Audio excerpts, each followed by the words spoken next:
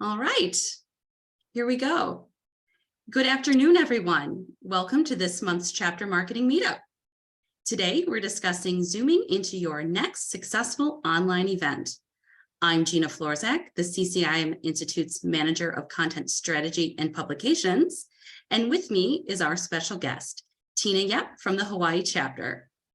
We're going to go through the presentation for the next 20 minutes. And of course, we will have time for some Q&A after. Feel free to use the Q&A function at the bottom of the screen to ask questions throughout. We are recording today's chapter marketing meetup, and it will be available on the chapter marketing resources page. Right. I'd like to introduce our guest today, Tina Yep. Tina has spent 18 years with the Hawaii chapter. She graduated from North Carolina State University. Some really fun facts about Tina: she plays the bagpipes and has been a Rotarian since 1996. And from 2022 to 2023, Tina is the chapter administrator liaison. Welcome, Tina. Tina, I want to start out with a great question for you. And, I think a lot of times for me, when I do these online events, I like to plan ahead. So how far in advance do you select your online event topics? We treat our online topics and events the same as we do in person. So as far in advance as possible, at least 3 months. That gives you time to find a speaker, get your flyer going, and advertise it. Speakers and experts are a really big part of online events, and they are sometimes one of the biggest draws, right? So how have you gotten speakers, experts, ideas on where to find them in the past? So it's a board effort. We talk about topics that we think our members would want to hear about. And then as a board, we literally sit there and go, okay, who would be good to speak? Who knows this person? And typically, Hawaii is a small community. So everybody knows everybody. There's usually a couple of people on the board who can come up with some names. Excellent. Great advice. Use your board as your brain trust for online events. Exactly. Excellent. So online events really took off during the pandemic. Now that in-person events are back, do you still see a lot of interest in online events for your chapter?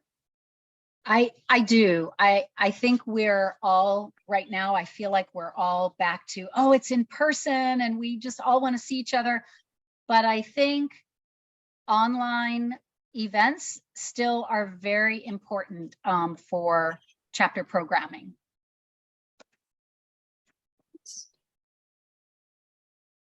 Thank you, Tina.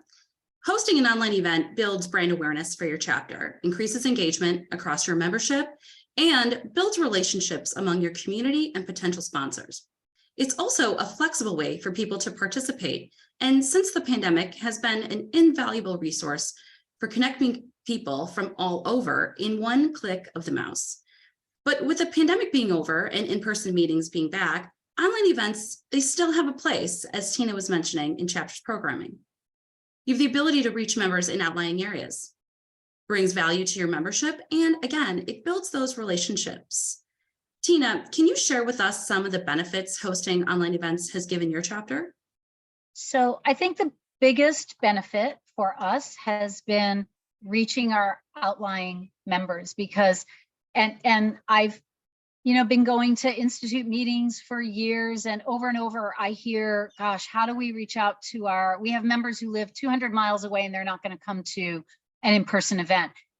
And we have the same issue. We have neighbor island folks, and I've had conversations with them, and sometimes they say, well, why should I renew my chapter membership? I can't come to any of the meetings. This is a great way to at least give them some value for the dues that they're paying to the chapter. Even one quarterly, a quarterly virtual meeting can make all the difference for your outlying members and non-members. Great advice, Tina. So now we understand the benefits and we understand the purpose and why of hosting online events, and they're still relevant today. Now let's get into a little bit about the marketing of how to get those promotions out for online events. So first thing is first, know who your audience is. Have a plan before, during, and after, but keep that in mind. You know, who is the audience? Who are we talking to? Are we talking to designees? Are we talking to candidates? Are we talking to the general public? Set up an email campaign calendar. I suggest about three emails for your online events. At the least, one announcing that your registration is open, then a reminder to register, and then a last chance. And then once you have them and they're already your registrants, make sure that you set up reminders for them to join, right? If it's not something that they're physically going to, they may forget. So make sure that you send them an email reminder. And then after the event, you can follow up with a recording of the event, as well as the follow-up collateral that you may have presented. And then last but not least, make sure to create social media posts. And I am a champion for those LinkedIn and Facebook event pages. So make sure that you do that, and that's part of your marketing. All right, I'm always going to plug our Canva account. So make sure that you go in there. We already have ready-made templates available for your use. Look on our Canva account for website hero banners, email banners, and social media templates. You'll see some examples of some webinar online events that have been or already are in Canva for you to use here. All right. Running online events myself, I know there are some times when things go really smoothly and others when I've run into some trouble. Tina, can you share with us some pearls and pitfalls you learned in your time administering online events? Sure. We realized, and of course during COVID, we were forced to realize that we can convert most any in-person event to virtual. We did our lunch and learns. We sent out, we ended up charging for them. We sent out e-cards, e-gift cards to Grubhub to them. So even though we weren't providing a physical lunch to them, we provided a Grubhub gift card. So that seemed to work. It was particularly successful for us back in COVID when we were raising money for charity. But even now, I know a lot of chapters raise money for charity. So in your chat and in your registration messages, even in your thank you messages, you can customize those, and you can say, hey, don't forget to sign up for our upcoming lunch and learn, and you can post a link to your chapter. Or if you're raising money for a charity, you can post a link to donation. So it's very immediate. You can send documents in the chat, so you don't have to spend a lot of time on everyone's bios. You can send that, or speakers can send whatever, other documents to the chat. You can set up polls to make it more interactive with your audience. And then the lessons learned, learn to use breakout rooms. You might even want to get some help doing that if you have several. Definitely mute your attendees upon joining. You don't want to hear the construction going on in somebody's house. Internet issues, it definitely makes someone else a co-host, because if you're the host and your internet goes down, if I'm not mistaken, the whole meeting will just stop. So either rent a hotspot or make somebody a co-host. And I would say, while this is a successful takeaway, it's also a lesson learned. Get questions from the audience ahead of time, and you can do that through your registration, your Zoom registration process. Excellent.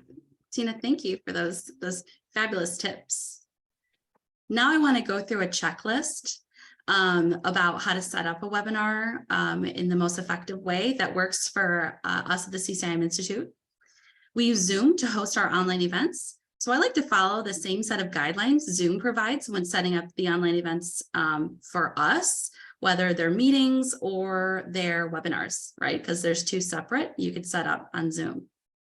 So first, technical team checklist here. Set up a meeting and or webinar settings, but clearly define and enable the settings. For example, if Q&A is enabled or if attendees can chat, right? So here's an image of how I set up the webinars with the Institute. I don't require the panelists or attendees to authenticate to join. This causes an added layer that's not really necessary. I also have the video for hosts and panelists on, along with telephone and computer audio, in case there are technical difficulties.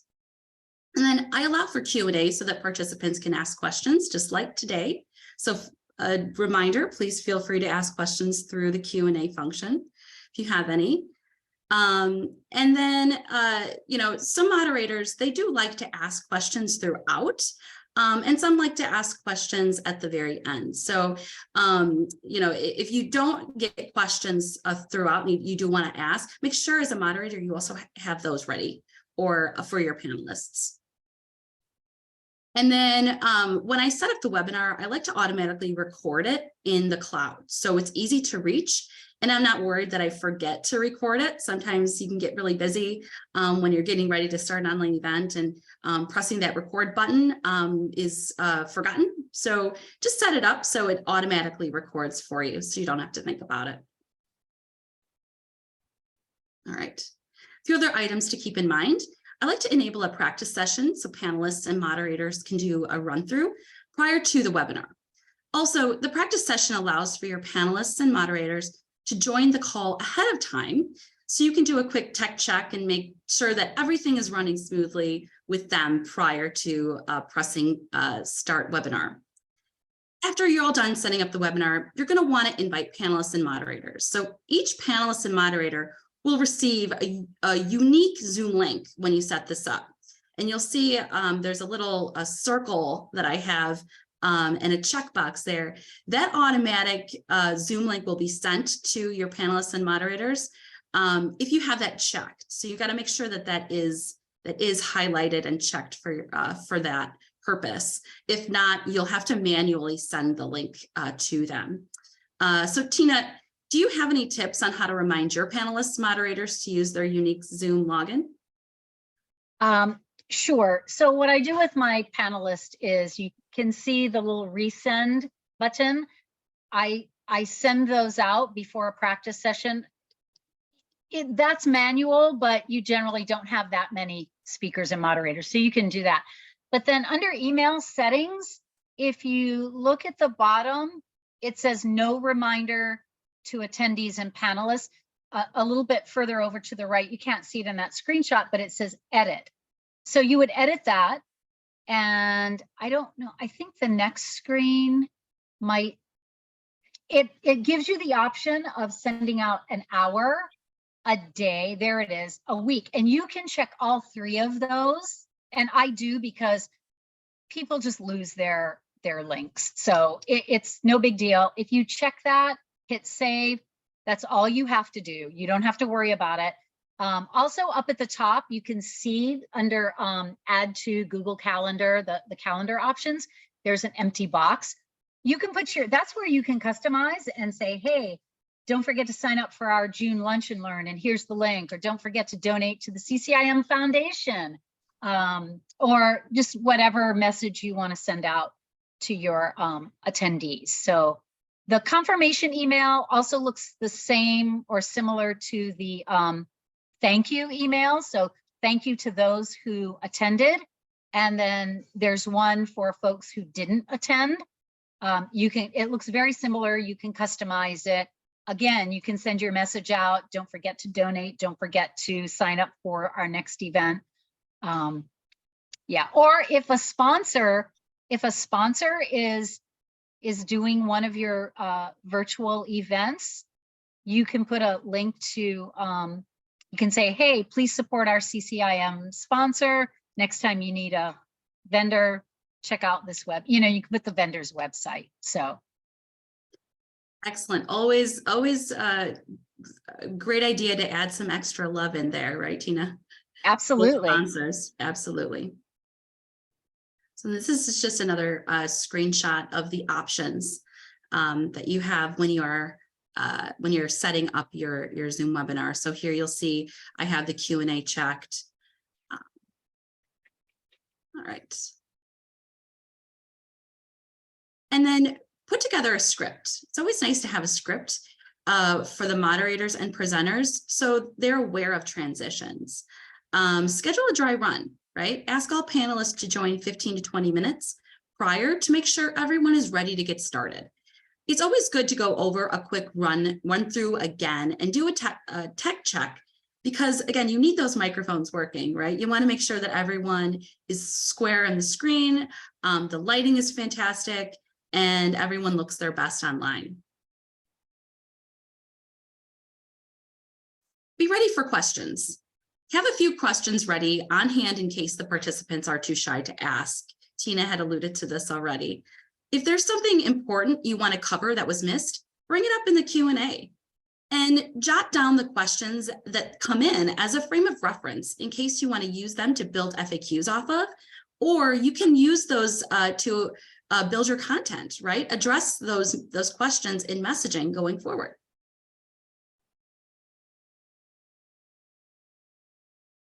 All right. All right, now we are at the Q&A section of our presentation. Tina, if there are 3 takeaways from this chapter marketing meetup, what would they be? I would say first, virtual meetings still have a place in our chapter's programming. It provides value to our outlying members. It also provides value to our sponsors. Many times, you know, we're doing all of these in-person events, and now that everyone is back, you know, we want to provide value to our sponsors, and maybe we just don't have time for one more in-person meeting. This is a great way to do we call it a pauhana, you know, after work, have a drink, have your sponsor do their, you know, program, and, you know, members can stay in their house, and, you know, it's just, it's easier. It provides one more avenue. And I would say be creative, have fun with your virtual meetings. All right, those are wonderful tips, Tina. I do have a question that's come through. Is there any way that you can customize registration even if it's on Zoom? Yes, yes, you can. So I can tell you exactly where it is. Hold on, I just have to get my Edge up and get into Zoom. So at the bottom of, when you create a meeting,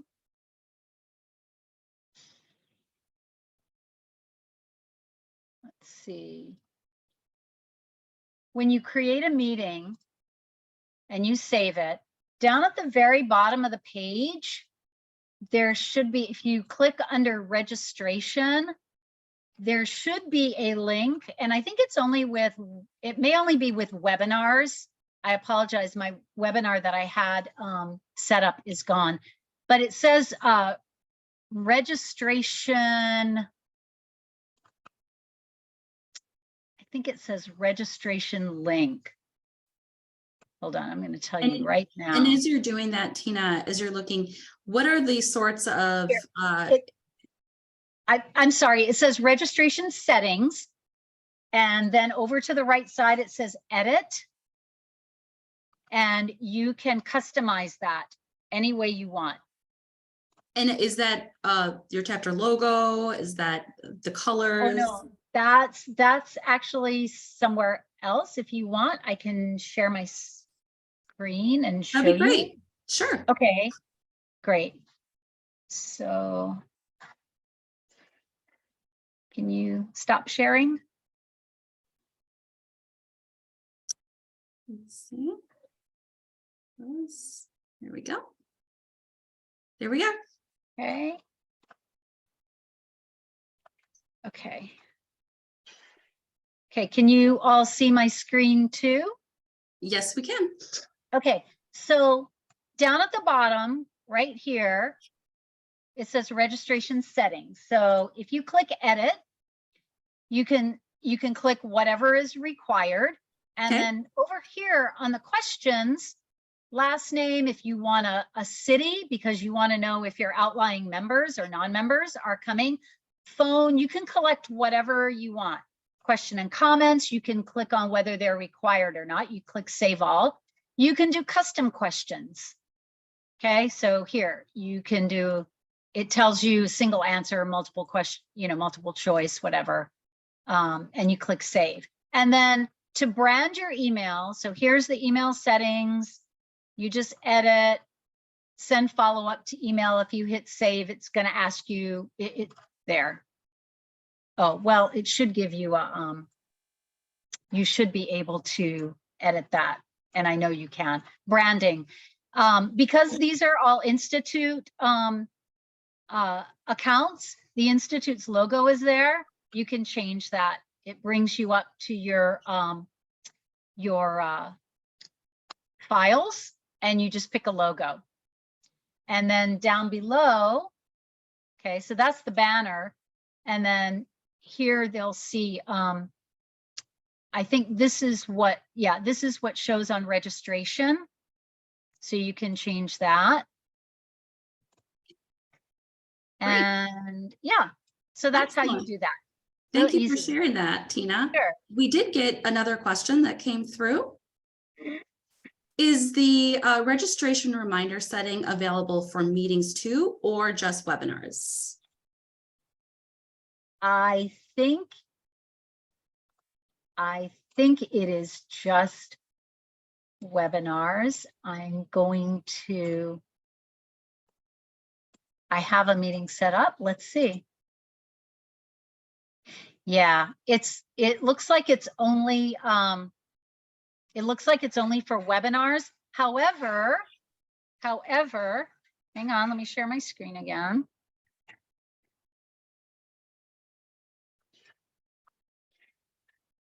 Okay, so if you view,